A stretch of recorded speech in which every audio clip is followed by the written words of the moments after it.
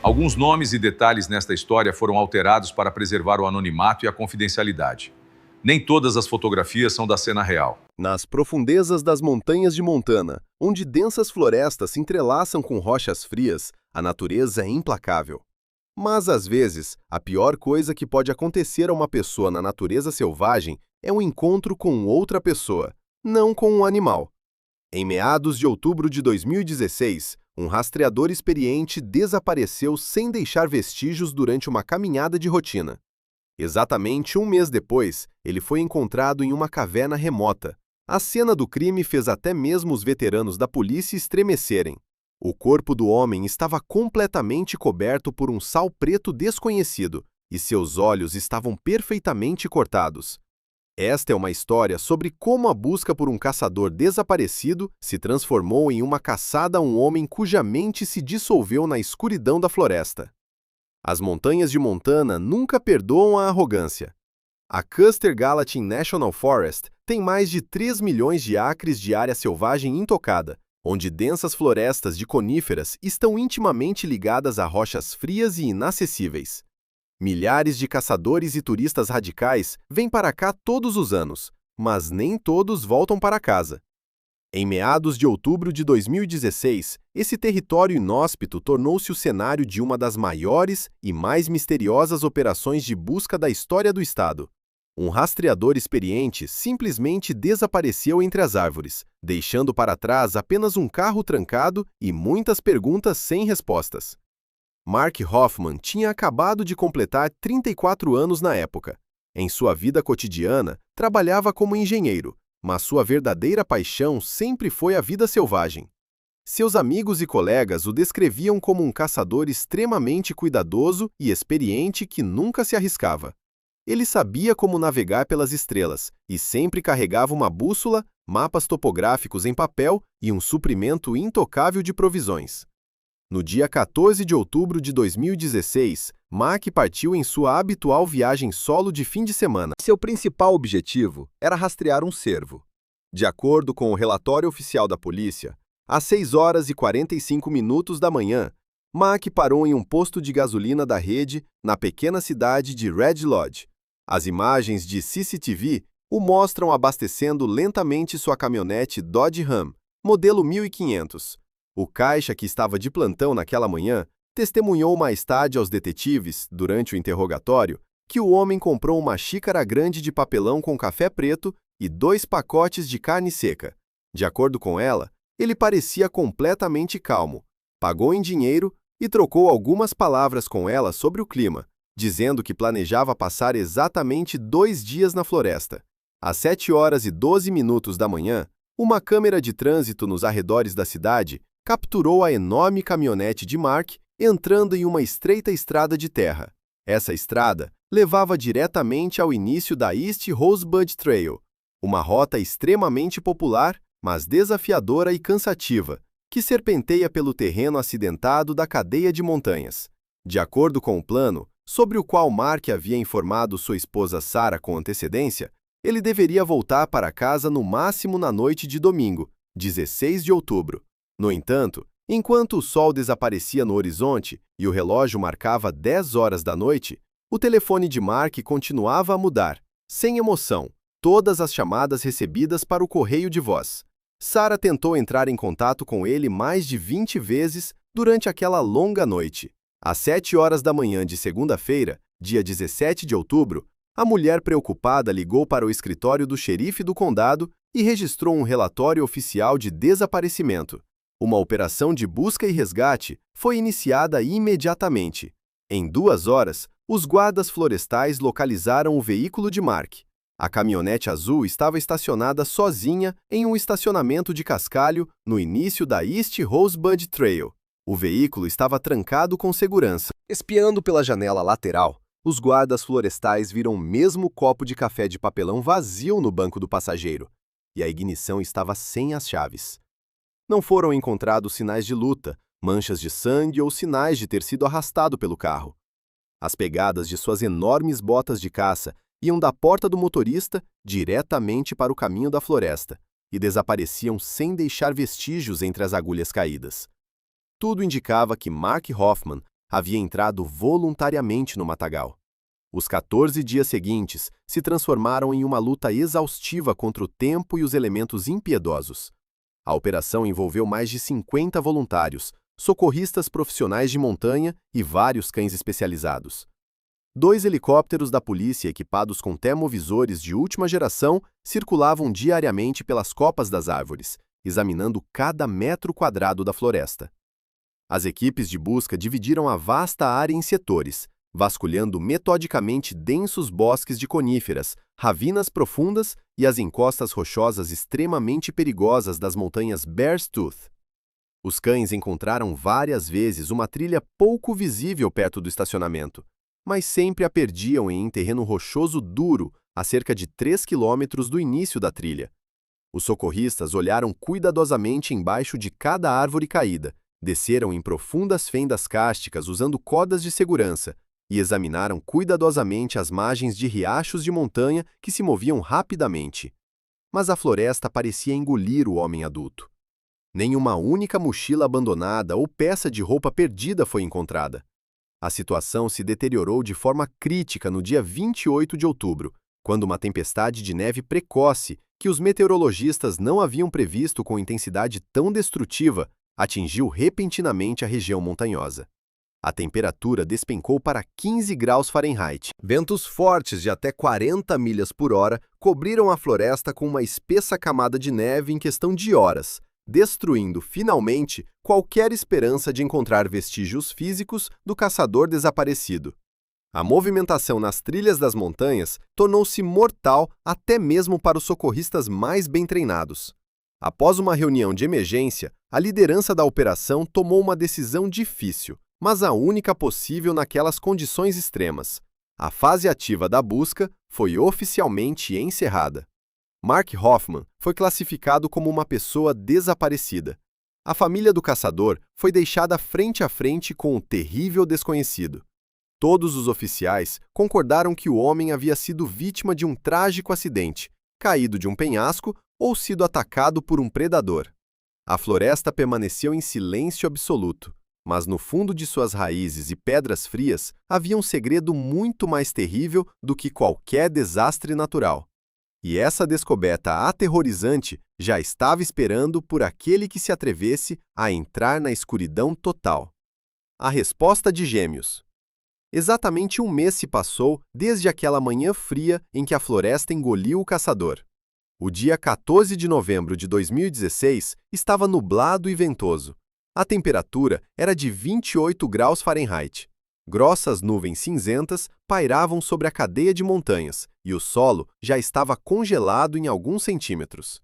Nesse dia específico, um grupo de 3 estudantes de geologia de uma universidade local foi para uma área remota a oeste do Mystic Lake.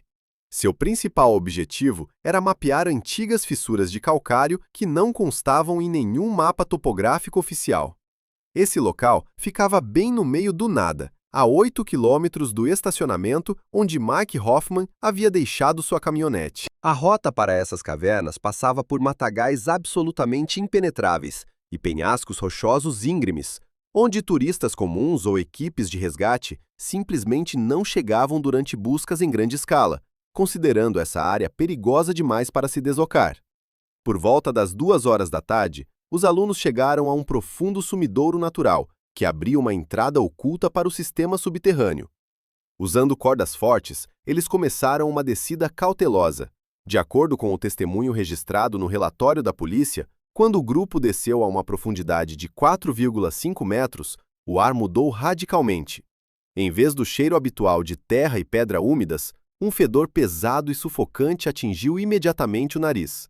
Mais tarde, um dos alunos descreveu-o aos detetives como um aroma químico incrivelmente pungente, que lembrava uma mistura de amônia e cinzas velhas, misturado com o cheiro repugnante de carne em decomposição. Esse fedor era tão espesso e concentrado que cortava os olhos instantaneamente. No entanto, os geólogos, atribuindo-o aos possíveis restos de um grande animal morto, ligaram seus potentes faróis e continuaram a examinar a bolsa de pedra. Os feixes de luz brilhante atravessavam a densa escuridão do calabouço e deslizavam pelas paredes úmidas. Às 2 horas e 40 minutos, Um dos meninos apontou a lanterna para um recesso profundo na extremidade mais distante da caverna. O que a luz revelou fez os alunos congelarem de horror primordial. No chão frio de pedra estava o corpo de um homem adulto. Era Mark Hoffman. O corpo não havia sido mutilado por uma queda de altura ou dilacerado por predadores famintos. Estava deitado de costas, esticado em uma linha perfeitamente reta e coberto do pescoço até as botas com uma camada espessa de um estranho sal de granulação grossa, de cor preta como breu. Alguém havia criado, deliberada e intencionalmente, um sarcófago horrível com essa substância desconhecida. Em pânico, os alunos correram para as cordas de segurança. Superando a subida íngreme, eles correram para a colina mais próxima para pegar um sinal de celular. Às 3h20, a central de resgate recebeu sua chamada fragmentada. Às 17h30, uma força-tarefa de cientistas forenses e detetive sênior do condado chegou ao Mystic Lake. Com geradores portáteis e enormes holofotes de halogênio, a caverna foi banhada por uma luz branca brilhante.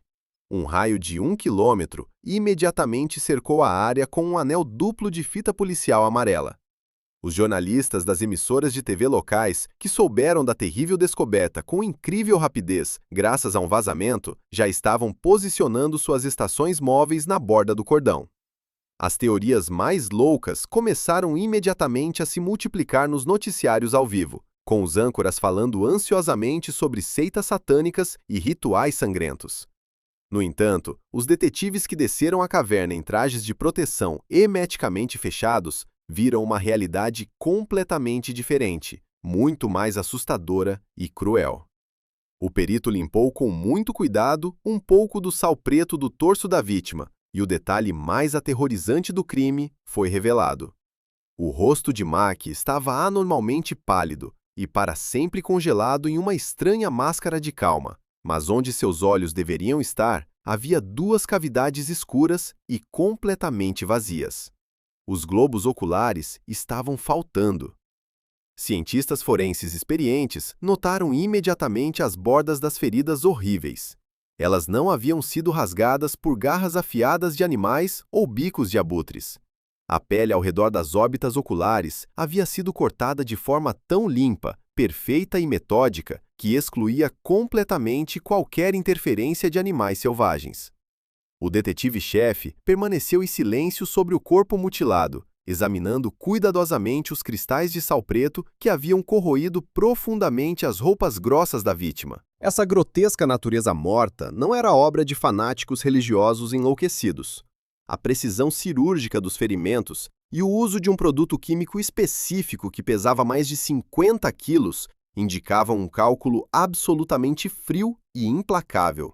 Alguém havia trazido Mark para cá, passado longas horas processando-o cuidadosamente, e o deixou na escuridão total como um troféu de caça.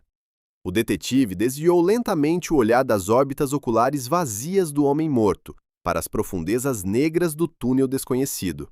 O assassino era calculista e cruel, mas para entender completamente seu motivo doentio, os especialistas terão que arrastar esse corpo para a luz e deixar o morto falar. A resposta de Gemini. Caros espectadores, antes de mergulharmos nos detalhes obscuros dessa autópsia horrível, peço que se inscrevam no canal, deixem um comentário e curtam este vídeo. Seu envolvimento é a única maneira de mostrar aos algoritmos da plataforma do YouTube que essa história merece atenção. Graças ao seu apoio, nossa investigação pode ser vista pelo maior número possível de pessoas, e isso nos ajuda a criar novos vídeos documentários para você. E agora, vamos voltar para a mesa fria do necrotério do condado, onde o destino desse caso complicado foi decidido. O corpo de Mark Hoffman foi entregue ao laboratório forense em um saco plástico lacrado no final da tarde. O processo de remoção de uma camada espessa de uma substância desconhecida ocorreu na presença de vários detetives sêniors e do patologista-chefe do condado. A sala estava cheia de um cheiro incrivelmente forte de produtos químicos e umidade. Quando os cristais do estranho sal preto, que pesavam mais de 40 quilos, foram finalmente lavados da pele fria da vítima, os especialistas puderam examinar os ferimentos de perto. Foram esses ferimentos que deram origem a tantos rumores na imprensa local. Os jornalistas já haviam apelidado o caso de sacrifício ritual, inventando cultos inexistentes, mas a medicina legal sempre fala a linguagem dos fatos concretos. E esses fatos acabaram sendo muito mais assustadores do que qualquer misticismo. O perito forense-chefe se inclinou sobre o rosto de Mac sob a luz ofuscante das lâmpadas de operação. O exame das órbitas oculares vazias levou mais de 3 horas de trabalho contínuo. A conclusão do médico foi inequívoca e refutou completamente as suposições iniciais sobre a intervenção de pequenos predadores da floresta ou aves de rapina. As bordas das feridas eram perfeitamente lisas.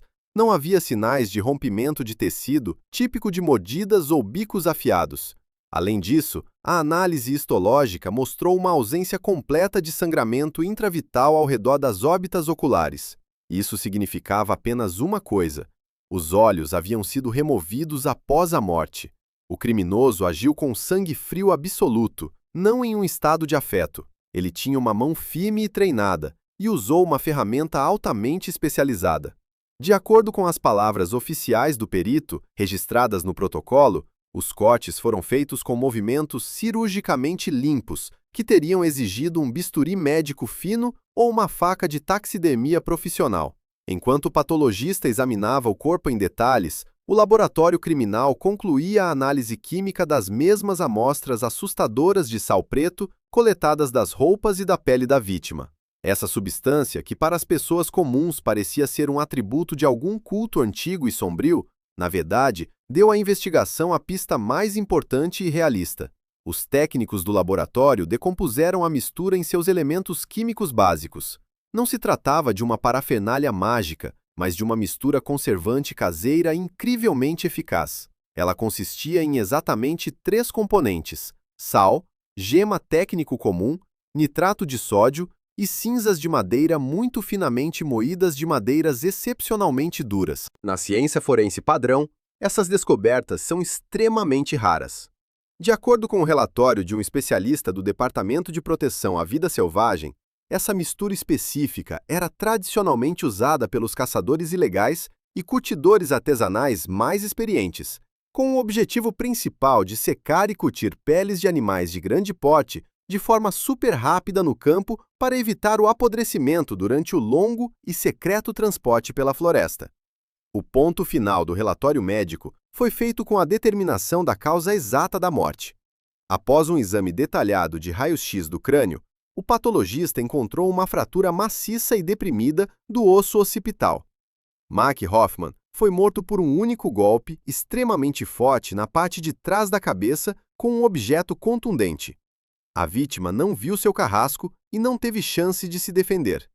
O assassino se aproximou silenciosamente por trás, desferiu o golpe fatal e, em seguida, calma e metodicamente, continuou seu trabalho macabro e habitual.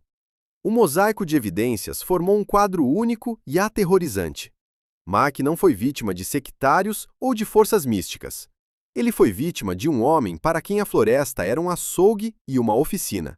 Alguém que estava acostumado a esfolar, desmembrar e preservar a carne com habilidade. O criminoso tratava uma pessoa viva da mesma forma que um cervo ou urso morto, polvilhando cuidadosamente sal e cinza sobre o corpo para evitar a decomposição e pegando para si o troféu mais horrível. Os investigadores finalmente perceberam que não estavam procurando um fanático, mas um açougueiro profissional que estava escondido entre as árvores densas há anos. Mas como eles podem encontrar um predador que se fundiu com a floresta selvagem em um só, conhece cada trilha e pode ter começado sua nova caçada sangrenta há muito tempo?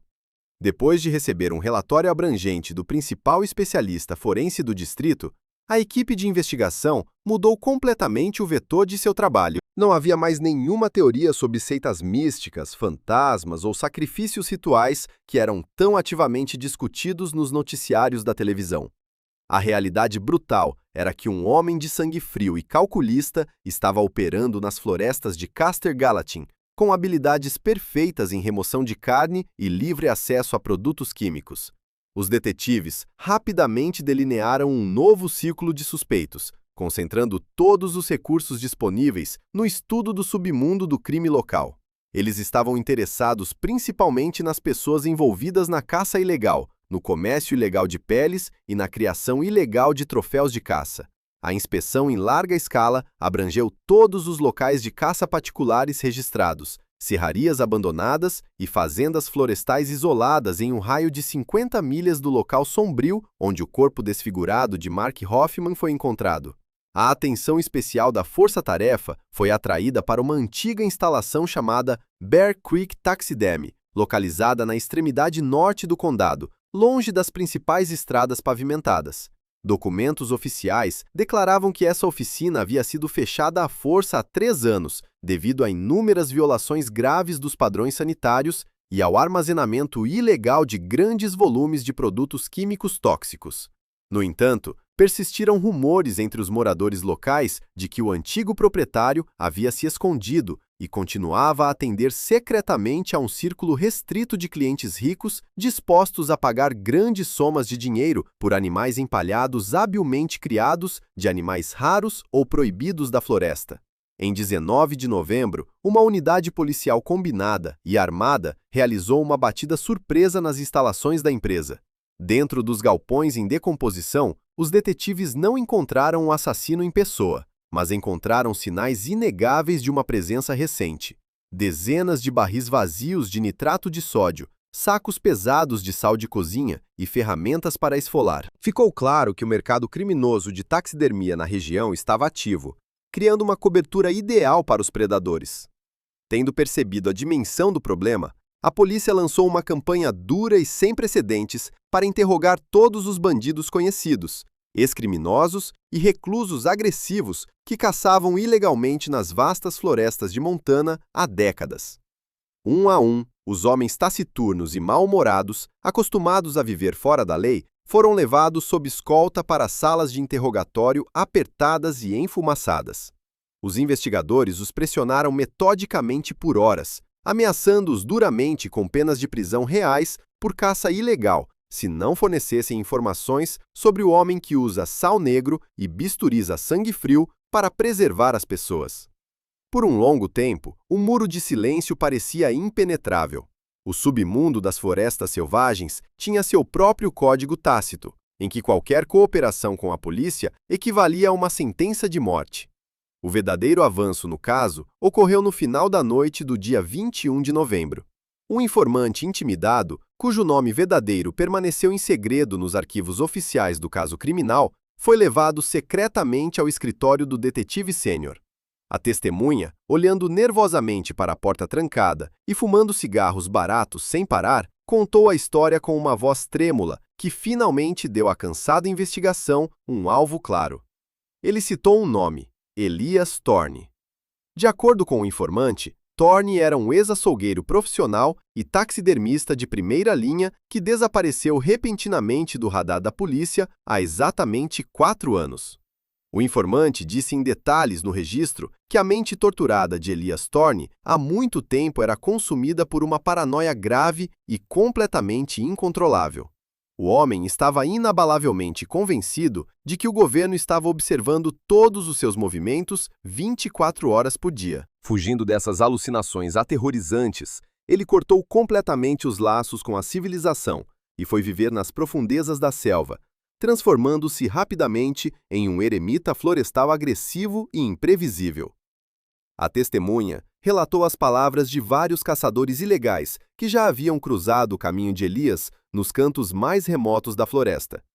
Todos eles descreveram unanimemente uma imagem assustadora. Um homem alto, dolorosamente emaciado, que defendia de forma fanática e extremamente violenta o que considerava seu território pessoal.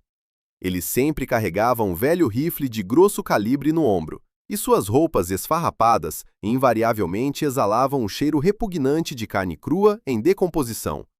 Esse cheiro espesso e acre de morte estava tão profundamente enraizado em sua pele que não podia ser confundido com qualquer outra coisa.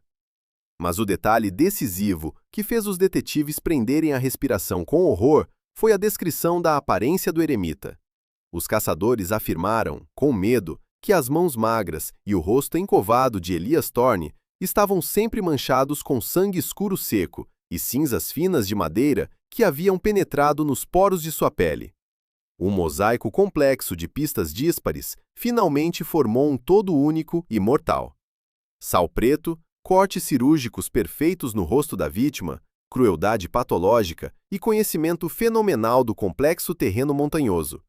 Todos esses fios agora levavam diretamente a um homem louco.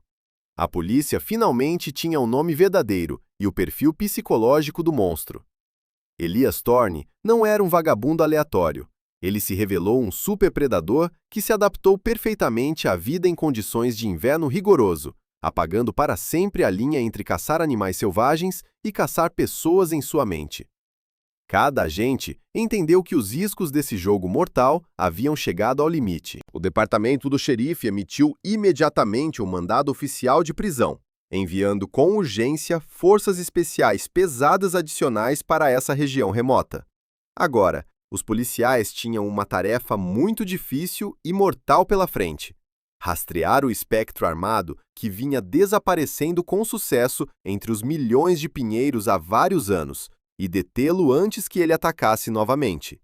Depois de receber o nome e o perfil psicológico detalhado do suspeito, a polícia enfrentou um problema novo e extremamente difícil: encontrar uma pessoa que estava vivendo há anos nas vastas florestas de mais de 3 milhões de acres era como procurar um fantasma em meio à névoa espessa.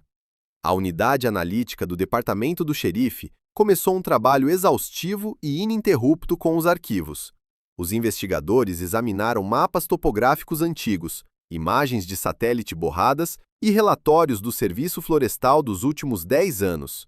Eles estavam procurando um local específico, um lugar onde um eremita perigoso pudesse montar um acampamento de longo prazo que lhe proporcionasse um abrigo confiável contra invernos rigorosos e permanecesse completamente invisível para os guardas florestais em patrulhamento. No dia 22 de novembro, às 2 da manhã, um dos analistas sêniores notou uma estranha área cinza em um antigo mapa geológico do distrito. Era uma pedreira industrial abandonada chamada McLaren Taylors, localizada relativamente perto do Mystic Lake. Essa área desolada era oficialmente considerada uma zona completamente morta. A mineração de minério parou ali em meados do século passado, deixando para trás um solo profundamente envenenado e perigosos tanques com resíduos tóxicos. Durante décadas, nem os turistas nem os caçadores mais experientes visitaram a área devido ao risco extremamente alto de envenenamento grave por metais pesados. Para um homem paranoico que estava em pânico e se escondendo do resto do mundo e da sociedade, esse era o lugar perfeito e perfeitamente isolado. A liderança da operação decidiu agir sem a menor demora. Às 5 horas da manhã do mesmo dia, uma força-tarefa conjunta composta pelos principais detetives e oficiais das Forças Especiais com equipamento tático pesado completo partiu para a pedreira. Era fisicamente impossível viajar em carros de polícia devido às estradas destruídas por deslizamentos de terra. Então, a equipe de assalto percorreu os últimos 8 quilômetros a pé, lutando contra uma densa vegetação sob a cobertura da neblina gelada da manhã. A temperatura era de 20 graus Fahrenheit. Às 7 horas e 45 minutos da manhã, os esqueletos enferrujados dos gigantescos equipamentos de mineração e dos quartéis de madeira em ruínas começaram a aparecer lentamente entre as árvores. Um silêncio opressivo e mortal reinava ao redor deles, quebrado apenas pelo ranger suave do solo congelado sob as botas pesadas da polícia armada. Os homens do esquadrão se dispersaram pelo perímetro, observando cuidadosamente cada prédio abandonado com a mira de suas armas automáticas. Ao pé da pilha de pedras mais alta, habilmente escondida entre estruturas metálicas enferrujadas e árvores caídas, eles avistaram um acampamento. Ele estava bem coberto com várias camadas de lona cinza suja e camuflada, combinando perfeitamente com a paisagem industrial ao redor. De acordo com o relatório oficial do comandante do grupo tático, assim que os primeiros soldados chegaram a menos de 3 metros das barracas, um fedor pesado e incrivelmente sufocante atingiu seus narizes. Era o mesmo cheiro químico nauseante de cinzas úmidas, reagentes e carne podre que os investigadores já haviam sentido na caverna de pedra onde o corpo foi encontrado. As forças especiais abruptamente jogaram para trás a cobertura de lona e entraram no abrigo principal. O criminoso não estava lá, mas o que eles viram se assemelhava a um verdadeiro matadouro sangrento dos piores pesadelos. Dezenas de peles de lobos, pumas e grandes ursos obtidas ilegalmente estavam penduradas em estruturas de madeira improvisadas.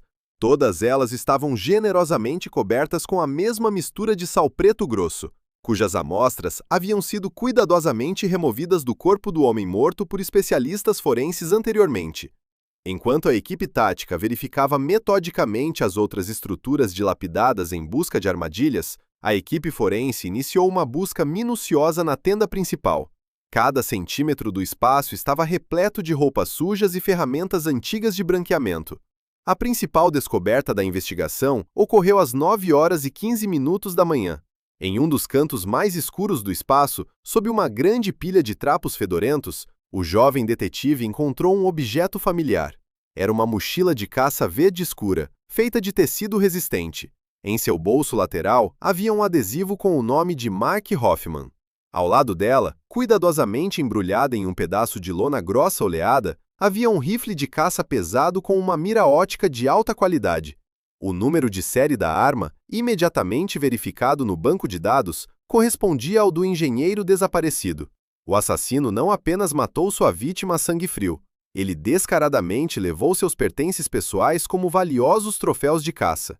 No entanto, a descoberta mais macabra aguardava os investigadores perto de uma escrivaninha improvisada, montada com tábuas podres. Em uma prateleira improvisada na parede, 8 frascos de vidro de tamanhos diferentes estavam em uma fileira uniforme. Eles estavam cheios até a borda com uma solução turva de formalina. Órgãos de animais selvagens perfeitamente dissecados estavam flutuando dentro do líquido tóxico.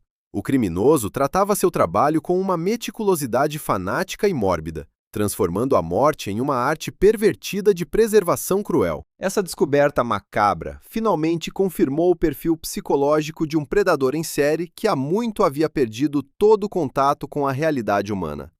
Todo o campo descoberto foi cuidadosamente documentado por fotógrafos da polícia, e as evidências horríveis foram embaladas com segurança em contêineres plásticos herméticos.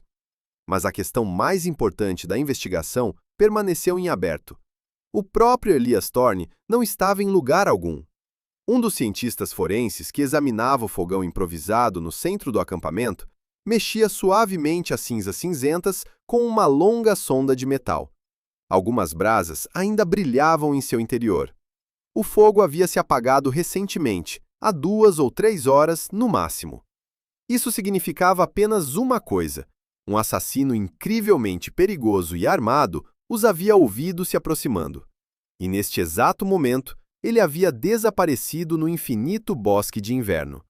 Ou talvez, neste exato momento, ele estivesse observando atentamente cada movimento da polícia pela mira de seu velho rifle do topo do penhasco coberto de neve mais próximo.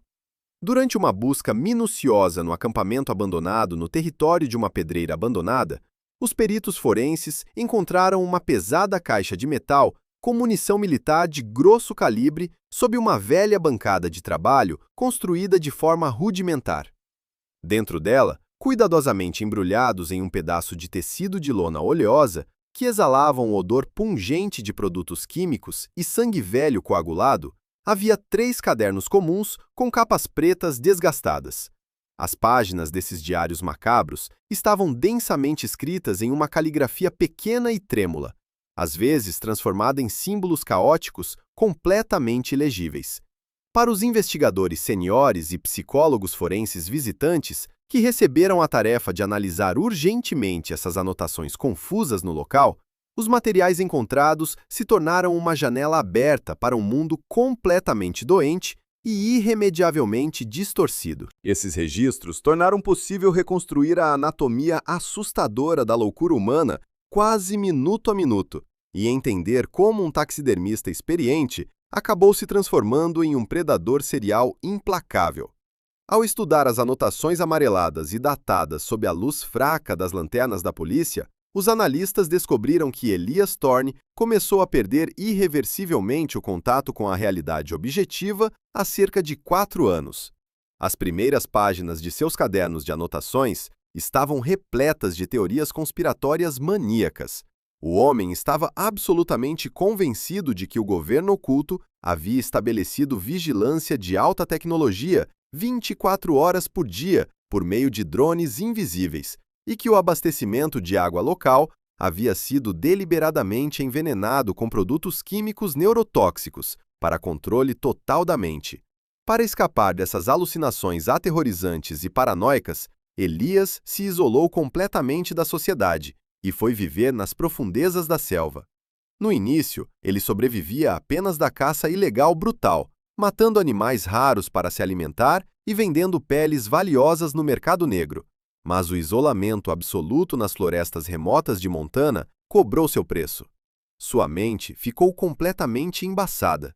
Nos registros de cerca de 2 anos atrás, os peritos forenses notaram uma mudança psicológica acentuada. Elias começou a usar suas habilidades profissionais como taxidermista de forma pervertida e maníaca. Ele escrevia fanaticamente sobre a necessidade sagrada de preservar as criações perfeitas da natureza, evitando que sua carne delicada apodrecesse neste, como ele dizia, mundo tóxico e morto. As páginas mais arrepiantes estavam escondidas no último caderno. O investigador-chefe, lendo o diário na fria tenda de campo da equipe tática, deparou-se com um longo registro datado de 15 de outubro de 2016. Era de manhã cedo, o dia seguinte ao desaparecimento oficial do engenheiro. O registro dizia que no dia anterior, sua terra pessoal sagrada havia sido descaradamente invadida por um estranho em um colete laranja brilhante.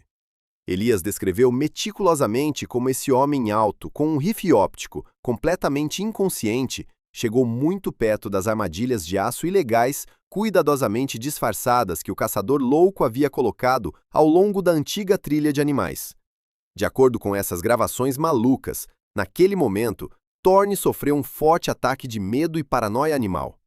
Ele tinha 100% de certeza de que o estranho fotografaria suas armadilhas, registraria as coordenadas em seu navegador e o entregaria aos guardas florestais na primeira oportunidade. Para a mente doentia do eremita da floresta, isso significava uma inevitável perda de liberdade e um retorno a uma sociedade odiada. Thorne tomou sua decisão fatal instantaneamente. Ele documentou com orgulho selvagem como seguiu a trilha de Mac por quase 2 horas, completamente silencioso, como uma sombra invisível, misturando-se perfeitamente às densas moitas de coníferas e esperando pacientemente o momento perfeito para atacar. Quando o cansado Mark parou em uma saliência alta para verificar seu mapa topográfico, o assassino desferiu um único golpe esmagador na parte de trás de sua cabeça com uma ferramenta pesada. O horror real e primordial estava oculto nas linhas que descreviam os eventos imediatamente após o assassinato. Esses diários provaram, sem sombra de dúvida, que no momento do golpe, a última linha tênue que separava um homem vivo de um animal impotente da floresta foi apagada para sempre em sua cabeça dolorida. Todo detetive que leu essas linhas sentiu um suor frio escorrer por suas costas. Elias Thorne havia deixado de distinguir entre um homem morto e um grande veado. Em suas anotações, ele descreveu todo o processo com a linguagem assustadoramente calma de um açougueiro profissional. Ele decidiu preservar o corpo de Mike Hoffman da mesma forma que vinha fazendo com seus troféus de pele caçados há décadas. O caderno maltratado detalhava o árduo processo de transporte do cadáver para uma caverna escondida de calcário kárstico. Thorne estava genuinamente orgulhoso da precisão filigranada com que havia calculado as proporções químicas de sua própria mistura de conservantes.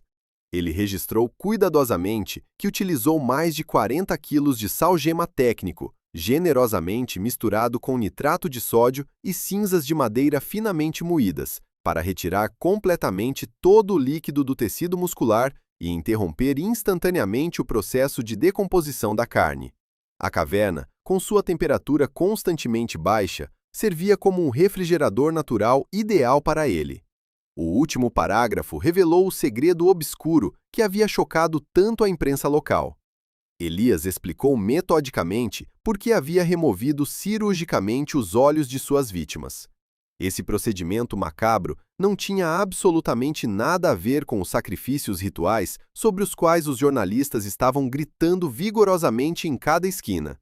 Em sua paranoia doentia e sem esperança, o eremita acreditava sinceramente que os olhos humanos eram dispositivos de gravação de alta tecnologia, capazes de preservar a imagem de seu rosto para sempre, mesmo após a morte de quem os usava. Ele os cortou cuidadosamente com bisturis médicos afiados e os colocou cuidadosamente em um frasco de vidro com formalina. Depois de ler essas revelações mórbidas, os investigadores perceberam plenamente a escala do desastre iminente. Nas florestas nevadas do Distrito Norte, um monstro completamente desprovido de qualquer vestígio de humanidade estava se escondendo, acreditando ser o mestre infalível dessas terras selvagens. E o mais perigoso de todo esse jogo mortal era que ele sabia perfeitamente bem que a polícia fortemente armada já havia encontrado seu covil secreto e lido seus segredos mais íntimos. Agora, esse predador encurralado estava absolutamente pronto para a última e mais sangrenta caçada de sua vida miserável. Ele desapareceu sem deixar rastros na névoa branca iminente das intransponíveis Beartooth Mountains, onde a temperatura do ar estava caindo rapidamente bem abaixo da marca crítica, e atrás de cada árvore centenária coberta de neve, podia se esconder um cano carregado de um rifle de grosso calibre sem problemas, apontado diretamente para sua cabeça. A constatação de que um assassino em série armado e mentalmente doente estava à solta e bem ciente da aproximação da polícia, forçou a polícia a agir com rigor e cautela sem precedentes. No dia 23 de novembro de 2016, teve início uma das maiores e mais perigosas operações de busca da história de Montana. As densas florestas de Custer Gallatin se transformaram instantaneamente em uma zona de combate fechada. A liderança da operação, percebendo que Elias Thorne tinha um conhecimento fenomenal do difícil terreno montanhoso, podia se esconder por semanas e carregava um poderoso rifle de precisão, recusou-se categoricamente a usar policiais de patrulha comuns ou voluntários. A busca envolveu apenas os melhores rastreadores profissionais entre os guardas florestais locais, veteranos do serviço florestal e unidades de forças especiais de elite que passaram por um treinamento rigoroso para lutar em condições extremas de inverno. Uma nova trilha deixada pelo suspeito perto de uma antiga pedreira tóxica levou a equipe de interceptação avançada para o alto das montanhas, longe de qualquer rota turística conhecida. Um exaustivo e extremamente perigoso jogo de gato e rato começou em uma área onde a própria natureza selvagem era um inimigo mortal. A perseguição contínua durou 3 longos dias. As condições climáticas eram realmente extremas. O vento gelado o derrubava e queimava seu rosto, e a temperatura despencava para 10 graus Fahrenheit após o anoitecer. A cobertura de neve na colina rochosa chegava a 1,5 metros em alguns lugares. De acordo com os relatórios de rádio detalhados dos guardas florestais, Thorne provou ser um oponente incrivelmente astuto e resistente. Ele usou todas as suas habilidades de sobrevivência para confundir seus perseguidores. Durante horas, o assassino caminhou ao longo dos leitos dos riachos da montanha, que já haviam começado a ficar cobertos por gelo fino, mergulhando na água gelada quase até os joelhos, para que os cães da polícia não pudessem sentir seu cheiro. Ele pulou habilmente sobre pedras de granito nuas, sem pegadas, entrelaçando-se entre rochas maciças e deixando rastros falsos, seguindo deliberadamente sua própria rota de costas para a frente. Cada passo seguinte era extremamente difícil para a polícia. As forças especiais avançavam muito lentamente, claramente cientes de que um atirador camuflado poderia estar escondido atrás de qualquer árvore velha, tronco caído ou monte de neve. A tensão entre o pessoal cresceu constantemente e chegou a um ponto crítico. No entanto, a exaustão física severa, o frio intenso da montanha e a paranoia progressiva acabaram desempenhando um papel contra o próprio eremita. Até mesmo o predador mais treinado e implacável da espécie humana precisa de calor para não morrer de hipotermia grave. No dia 25 de novembro, no terceiro dia dessa perseguição incessante, Elias Thorne cometeu seu primeiro e absolutamente fatal erro. Por volta das 2 horas da tarde, o piloto de um helicóptero da polícia que fazia uma patrulha quadrada sobre uma densa floresta de coníferas transmitiu uma mensagem urgente por um canal de comunicação seguro. Uma câmera ótica altamente sensível a bordo capturou um fluxo fino e pouco visível de fumaça cinza clara subindo lentamente acima da densa copa das árvores. As coordenadas apontavam claramente para a área de uma antiga estação de extração de madeira, chamada Blackwood Timber Outpost. Esse complexo em grande escala de prédios de madeira meio apodrecidos foi abandonado pelos trabalhadores na década de 70 do século passado. Há muito tempo, ele desapareceu da maioria dos mapas turísticos modernos e se transformou em um refúgio sinistro para animais selvagens e um tempo destrutivo. A estação estava localizada a 15 milhas da pedreira abandonada, nas profundezas de um desfiladeiro que era protegido de forma confiável do vento norte cortante por penhascos íngremes. Foi esse lugar isolado e esquecido que se tornou o último refúgio do serial killer encurralado. Depois de receber as coordenadas exatas do ar, as equipes de ataque terrestre mudaram imediatamente o curso. Depois de analisar a situação, o comandante da unidade tática tomou a única decisão estratégica correta: nenhuma ação ativa até que estivesse completamente escuro. Um ataque aberto durante o dia na área aberta e coberta de neve em frente ao quartel teria resultado em muitas baixas, já que Thorne estaria em uma posição ideal para ser alvejado por franco-atiradores. Os policiais assumiram silenciosamente posições de espera na densa floresta, a 3 quilômetros da estação, tentando se aquecer sem fazer fogueiras ou comida quente. A espera durou várias horas insuportavelmente longas. Quando o sol finalmente desapareceu atrás dos picos das montanhas e a floresta foi engolida por uma noite espessa e escura como breu, a fase final da operação especial começou. Às 10 horas da noite, uma forte nevasca caiu do céu, o que favoreceu os agentes da lei, escondendo de forma confiável o som de seus passos cautelosos e proporcionando uma camuflagem visual natural. 30 membros da unidade das Forças Especiais, vestidos com camuflagem branca de inverno e equipados com modernos dispositivos de visão noturna, moviam-se silenciosamente, como fantasmas, em direção às silhuetas escuras dos prédios da estação de Blackwood. Eles fizeram um amplo semicírculo, contornando os restos enferrujados de equipamentos antigos, e bloquearam metodicamente todas as rotas de fuga possíveis. Nem uma única alma viva poderia sair do perímetro sem ser notada. Eram 11 horas e 45 minutos da noite. A armadilha mortal estava completamente fechada. Os atiradores de elite da polícia se posicionaram confortavelmente nas colinas próximas, com suas miras firmemente fixadas em todas as janelas quebradas do maior quartel central, com a luz fraca e tremeluzente de um fogão improvisado que mal penetrava pelas amplas fendas. O frio estava penetrando em suas botas táticas, mas os soldados nem se mexeram. O silêncio ensurdecedor era quebrado apenas pelo assobio monótono do vento gelado nos galhos dos pinheiros centenários.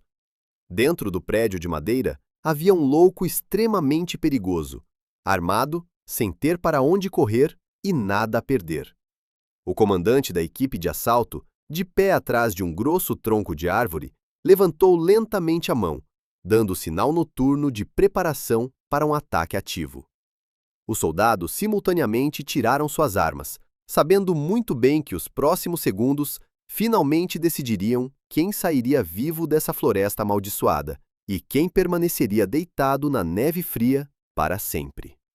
Exatamente à meia-noite do dia 26 de novembro de 2016, o estalo ensurdecedor de uma porta sendo arrombada quebrava o silêncio noturno da vasta floresta de Caster Gallatin. A equipe de invasão, composta por 30 homens fortemente armados das forças especiais da polícia, agiu com precisão impecável e implacável.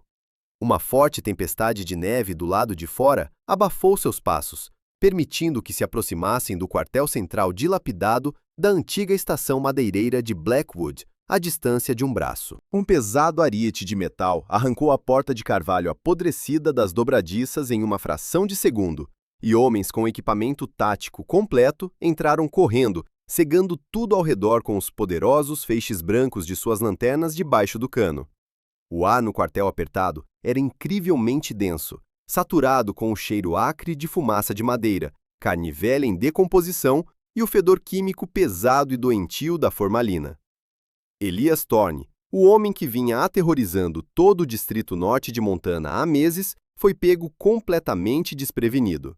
Ele estava agachado ao lado de um fogão improvisado de metal enferrujado, tentando desesperadamente aquecer suas mãos congeladas e cobertas de lama. O caçador, que tinha muito orgulho de sua capacidade única de rastrear presas e se misturar à natureza, nem percebeu o que estava acontecendo. Seu fiel rifle sniper de grosso calibre estava sobre uma mesa de madeira tosca, a apenas 1 metro de distância, mas os soldados das forças especiais haviam jogado o homem no chão de tábuas lamacentas antes que ele pudesse fazer o menor movimento em direção à arma. O clique seco e agudo das algemas de aço ecoou pela sala fria. A maior e mais intensa caça ao homem da história recente do estado havia terminado sem que um único tiro fosse disparado. Quando o prédio em ruínas estava totalmente sob controle, os oficiais forenses sênios entraram com extrema cautela.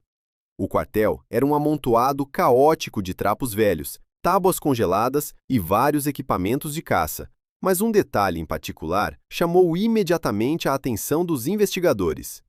No canto mais distante da sala, em uma prateleira suspensa improvisada, havia uma espécie de laboratório de campo para o serial killer. Sob a luz forte de holofotes halógenos portáteis, vários instrumentos médicos, dispostos em uma ordem perfeita e assustadora, brilhavam sinistramente. Havia bisturis profissionais com lâminas impecavelmente afiadas, pinças médicas e pinças especiais de taxidermia, nas quais os peritos encontrariam mais tarde vestígios microscópicos de sangue humano seco. Mas a descoberta mais assustadora e repulsiva foi a de pesados recipientes de vidro de vários tamanhos, bem fechados com tampas de metal. Dentro desses frascos, em um líquido tóxico amarelado e turvo, flutuavam os troféus de gelar o sangue pelos quais o louco havia tirado a vida de outras pessoas com tanta frieza. Os fotógrafos da polícia registraram metodicamente cada centímetro quadrado desse esconderijo de pesadelo, coletando as evidências físicas indiscutíveis que logo formariam a base de uma acusação esmagadora.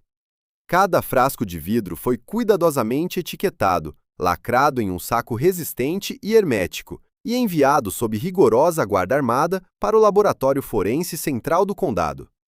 Ao amanhecer, Elias Thorne, algemado com pesadas algemas, foi levado para a delegacia central. Ele foi imediatamente colocado em uma sala de interrogatório padrão, uma sala apertada, isolada e sem janelas, iluminada apenas por uma única lâmpada fraca no teto. De acordo com as transcrições oficiais da polícia e as gravações de áudio do interrogatório, que mais tarde foram parcialmente disponibilizadas para a imprensa local, o suspeito se comportou de maneira completamente desinteressada e indiferente. Não havia absolutamente nenhum medo animal de uma punição severa iminente em seus olhos vazios, nem a menor gota de remorso humano. Ele se sentou em uma mesa de metal com as costas perfeitamente retas, respondendo monótona e desapaixonadamente às perguntas incisivas dos detetives cansados. Quando o investigador principal lhe perguntou direta e duramente sobre os verdadeiros motivos por trás do assassinato sádico de Mark Hoffman e das horríveis manipulações subsequentes com o corpo morto, Thorne nem sequer mudou de expressão. Com uma voz absolutamente calma, uniforme e tranquila, mais parecida com a de um professor de uma universidade de medicina, ele explicou suas ações como uma necessidade técnica banal, afirmando que precisava urgentemente salvar material valioso de danos iminentes. Para sua mente completamente pervertida e doentia, o complexo processo de embalsamar carne humana fresca com sal preto caseiro e cinzas de madeira não era diferente, em princípio, da preservação padrão da pele de um lobo selvagem morto. Ele acreditava sinceramente que, dessa forma, estava salvando algo fisicamente perfeito do processo natural de decomposição neste mundo morto. Essas longas gravações de áudio, nas quais o assassino implacável fala sobre o desmembramento de maneira completamente casual, como se estivesse discutindo a previsão do tempo, ainda causam um forte estremecimento interno até mesmo nos veteranos mais experientes da aplicação da lei. Devido aos aparentes delírios paranoicos e ao profundo isolamento social do suspeito, o Tribunal Distrital imediatamente ordenou um exame psiquiátrico forense abrangente, um processo médico complexo que durou vários meses. Uma equipe inteira de 5 dos principais psiquiatras do estado realizou centenas de testes padronizados e muitas horas de entrevistas pessoais com o réu, nos limites fechados do hospital da prisão. Seu veredicto final e consolidado foi o fator principal e decisivo nesse complexo caso criminal. Apesar da existência objetiva de um transtorno mental grave e progressivo, médicos de renome declararam oficialmente que Elias Thorne estava totalmente são no momento do crime brutal. Um enorme relatório médico dizia: Thorne estava perfeitamente ciente da realidade objetiva. Ele estava muito clara e distintamente ciente de que estava cometendo o assassinato ilegal de outra pessoa viva. O fato de que, imediatamente após o ataque pelas costas, ele não deixou o corpo para ser comido pelos predadores da floresta, mas despendeu um enorme esforço físico para transportá-lo, tratando-o quimicamente com uma enorme quantidade de sal caseiro e escondendo-o em uma caverna de calcário oculta, provou irrefutavelmente seu desejo direto de confundir a investigação oficial e evitar a inevitável responsabilidade criminal. Ele sabia perfeitamente bem que o que estava fazendo era ilegal do ponto de vista da lei humana e, portanto, escondeu deliberadamente todas as evidências. No final de 2017, um dos julgamentos mais importantes da última década em Montana começou no enorme Tribunal do Condado. A espaçosa sala do tribunal estava lotada de repórteres de televisão, moradores locais entusiasmados e parentes em luto do engenheiro falecido. O promotor estadual apresentou ao Tribunal Superior uma parede de evidências verdadeiramente inquebrável: os diários pessoais inchados do assassino, onde ele mesmo documentava detalhadamente cada passo criminoso, os instrumentos do crime com traços de DNA retirados de um quartel abandonado na floresta e aqueles frascos de vidro amaldiçoados com troféus macabros. A equipe de defesa fez o possível para insistir que seu cliente estava completamente louco, apelando ativamente para suas alucinações documentadas de vigilância governamental 24 horas por dia. Mas os fatos apresentados pela investigação eram muito convincentes e irrefutáveis. O julgamento foi surpreendentemente curto.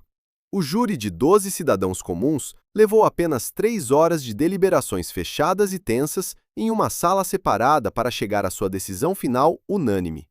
Quando o capataz do júri leu lentamente o veredicto de culpado, a sala de audiências lotada ficou em silêncio absoluto e retumbante. O juiz principal, proferindo o julgamento final e severo, chamou publicamente todas as ações do réu de um ato de maldade primordial, absoluta e incontrolável. Elias Thorne foi oficialmente condenado à prisão perpétua em uma prisão federal de segurança máxima, sem a menor possibilidade de liberdade condicional. As pesadas portas de carvalho da enorme sala do tribunal finalmente se fecharam, pondo fim a essa história incrivelmente sombria e assustadora.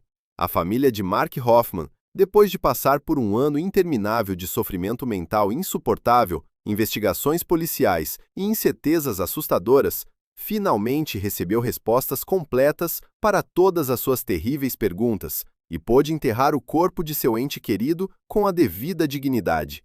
Montanheses comuns, inúmeros caçadores legais e turistas puderam respirar aliviados novamente, sabendo com certeza que o predador cruel e inescrupuloso, que se escondia na sombra densa de pinheiros centenários há anos, estava preso para sempre em uma gaiola fria de concreto pelo resto de sua vida. A vasta Caster-Gallatin National Forest mergulhou mais uma vez em seu silêncio majestoso e imaculado, como se nada tivesse acontecido. O vento gelado ainda sopra longo e forte entre os penhascos pontiagudos e cobertos de neve de Bearstooth, e a vida selvagem continua a viver incansavelmente de acordo com suas próprias leis severas e não escritas.